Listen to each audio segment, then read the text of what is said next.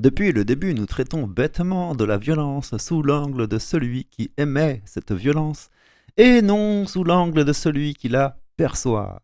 Or, la violence est avant tout un ressenti, plus qu'une action. Ce n'est pas confortable de dire ça, parce que la violence est un fléau, elle est partout, et très visiblement les actes violents sont criminels. Mais la loi, elle, de son côté, ne s'embête pas avec les sentiments, elle ne parle que des actes. C'est seulement quand la volonté de faire souffrir est manifeste que la violence est dite infligée. Mais avant tout, elle est ressentie, et elle n'existe pas en tant que telle avant d'être ressentie. Dès qu'on observe de la violence, on observe ce qu'on ressent de ce qui est fait. À la base, cela peut être fait par colère, en réaction de défense, par stratégie, ou même de façon habituelle et tout à fait tranquille. Et pour autant, on pourra l'évaluer comme étant de la violence. Et c'est là qu'on en arrive enfin à la vraie définition du terme de non-violence, dont parle la communication non violente. Il ne s'agit pas de traiter de la violence de l'autre, mais de la sienne. Alors évidemment, la non-violence semble vouloir dire qu'on prend les coups sans rouspéter. Mais être non-violent n'est pas être sans défense. Au contraire, il s'agit de laisser l'ennemi s'auto-incriminer. C'est d'ailleurs ce qui se passe un peu en Palestine, cela dit en passant. Et c'est en partant de là qu'il semble profitable d'associer le terme de violence à celui d'un ressenti, et non pas à celui d'un acte. Et ceci, on le fait au détriment du sens commun, que nous jugeons faux. Et voilà comment on se retrouve seul contre tous. Au niveau des émotions, lorsque la violence est émise, cela peut partir de tout un spectre d'émotions, allant de la colère, l'hostilité, l'agressivité, la haine.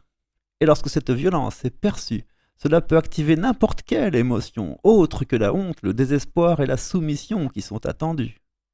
Par exemple, si je dis « Mets-toi à genoux et frotte le sol », cela peut ne pas être vécu comme de la violence si, par exemple, on est un apprenti dans une école d'arts martiaux où les jeunes sont invités à passer la serpillière en restant accroupis pour se fortifier selon la tradition ancestrale.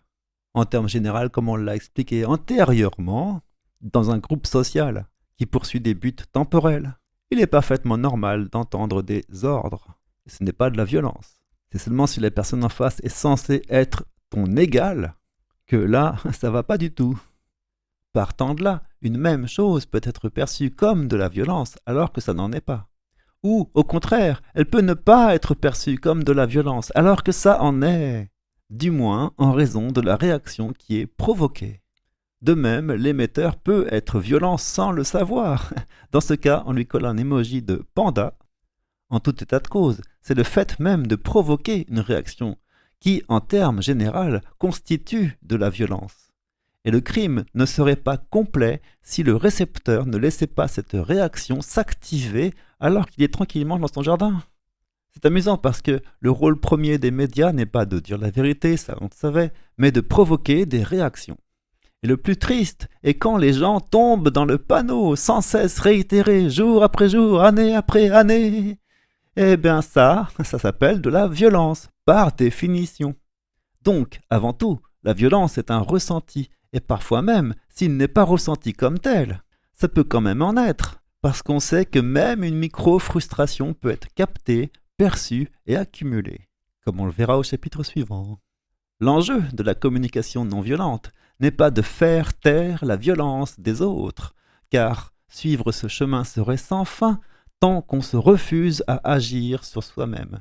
Non, il s'agit de ne pas percevoir comme de la violence, même et y compris ce qui en est objectivement, car on peut toujours avoir conscience qu'il y a cette volonté, mais pour autant ne pas la subir, c'est-à-dire se protéger et protéger son intégrité émotionnelle. Il ne s'agit pas de la nier ou de l'interpréter, mais d'en faire quelque chose de positif.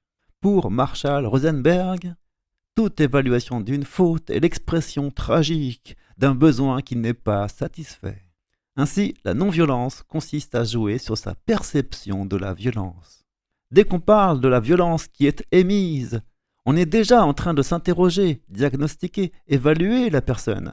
On ne connaît pas son intention propre.